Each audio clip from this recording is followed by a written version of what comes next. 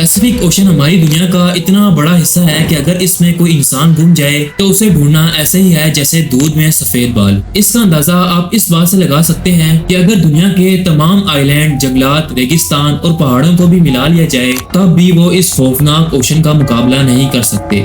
आसान अल्फाजों में कहा जाए तो ये ओशन इतना बड़ा है कि इसमें पाकिस्तान जैसी 187 और इंडिया जैसी 50 कंट्रीज फिट आ सकती हैं। जी हाँ नाज़रीन, लेकिन क्या होगा अगर कोई इंसान इस नीले ओशन में कहीं गुम जाए। ऐसा ही एक वाकया इतिहास के सफ़ों में लिखा जा चुका है जब एक 36 साल नौजवान पूरे 438 डेज के लिए इस खौफनाक ओशन में भटक चुका था। आइए जानते हैं जोस सल्वाडोर नामी शख्स की ये दास्तान रईस टीवी की इस वीडियो में।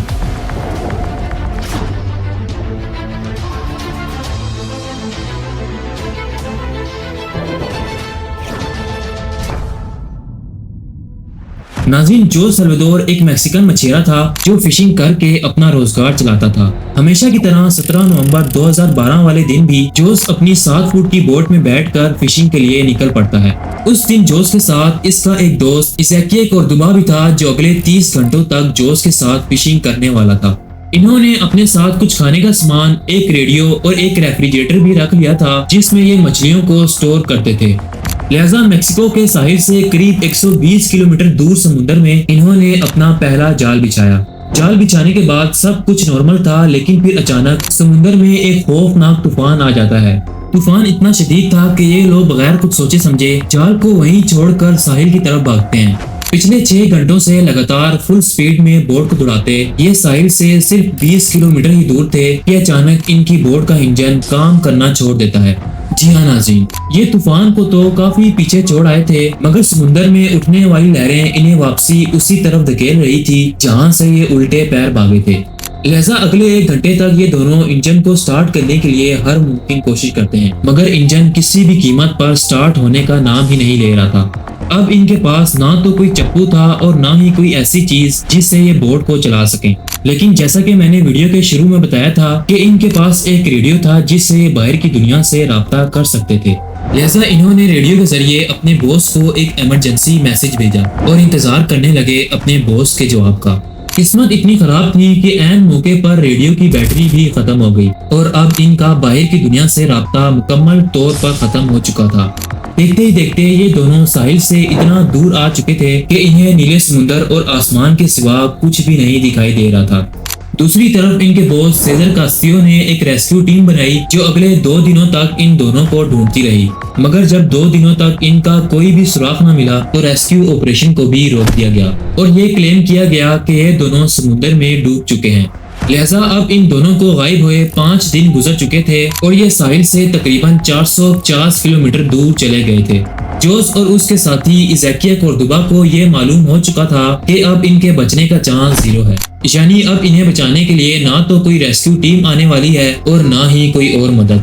भूख से तंग आकर इन्होंने मछलियों को कच्चा खाना शुरू कर दिया और न सिर्फ इतना बल्कि जो परिंदे इनकी बोट पर आकर बैठते थे ये उन्हें भी पकड़कर कच्चा खाने लगे। समुद्र का पानी चूंकि खारा होता है तो ये बारिश का पानी पीकर गुजारा करने लगे, लेकिन जब कई दिनों तक बारिश नहीं पड़ती थी तो ये उन्हीं परिंदों का खून पीने लगे जिन्हें ये खाने के लिए पकड़ते थे। लिहाजा देखते ही देखते इन्हें गायब हुए 4 महीने गुजर चुके थे और ये समुद्र के एक ऐसे पॉइंट पर पहुंच चुके थे जिसे दुनिया का सबसे खामोश तरीन हिस्सा कहा जाता है, क्योंकि समुद्र के इस हिस्से में कार्गो शिप भी साल में कभी कभार गुजरती है। इसी दौरान जोस का साथी इज़ाकिया कोर्दोबा तंग आकर सुसाइड कर लेता है, जिसके बाद जोस इस खौफनाक समुद्र में अकेला रह जाता है। ये एक ऐसी जिंदगी गुजार रहा था जिसे दुनिया का कोई भी इंसान गुजारना नहीं चाहेगा। लेकिन फिर एक दिन जोस को समुद्र में एक कार्गो शिप दिखाई दी। कार्गो शिप को देखकर जोस की खुशी का कोई ठिकाना न था, क्योंकि इसे लगता था कि ये कार्गो शिप इसे जरूर बचा लेगी।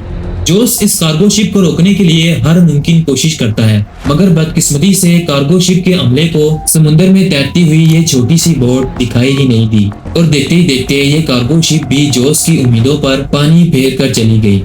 लिहाजा अब जोस को गायब हुए 14 महीनों से भी ज्यादा का वक्त गुजर चुका था और ये मैक्सिको के साहिल से करीब 10,800 किलोमीटर दूर आ चुका था। इसी दौरान 30 जनवरी 2014 वाले दिन जोस को आसपास कुछ नारियल तैरते हुए दिखाई दिए। ये देखकर जोस समझ गया था कि यकीनन आसपास कोई ना कोई तो आइलैंड है जहाँ से ये नारियल टूट कर आ रहे हैं। थोड़ी देर बाद जोस को दूर एक आइलैंड दिखाई दिया। ये आइलैंड एक मार्शल आइलैंड था जिसे इबोन एटोल कहा जाता है। जैसे ही जोस इस आइलैंड के करीब पहुंचा तो ये बोट से कूदकर आइलैंड की तरफ तैरने लगा, क्योंकि इसे डर था कि कहीं ये आइलैंड भी इससे मिस ना हो जाए।